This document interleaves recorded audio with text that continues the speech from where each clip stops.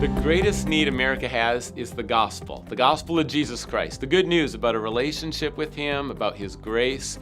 And in Colossians chapter 4, verses 3 and 4, Paul says, "Pray for me, that there may be an open door, and I might share the gospel as I really should, with clarity and love."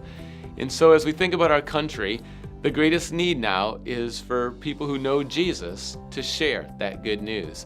And so pray that God would use you, there'd be open doors, and you would share it as you can and should and will. And so with that, also be aware of closing doors to the gospel. And I realize as you go through controversial topics, you're not going to be able to please everyone. That's not the goal.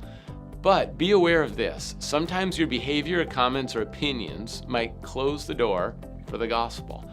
In other words, at our church, we're not political because we want Democrats, Republicans, and anyone else from all parties to be able to come and connect with Jesus. And as you share things, you're going to push people away with certain opinions and comments.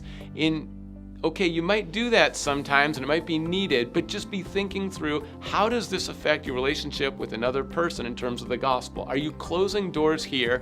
Is the most important thing right now the relationship, the gospel, or getting into that, maybe it's even an argument and trying to convince them, but actually driving them further away? So just be very aware in your relationships of what doors you're opening and closing, and what the greatest need is, and that you're serving and that you're caring for someone in terms of that greatest need, and you're not sidetracked by a peripheral issue.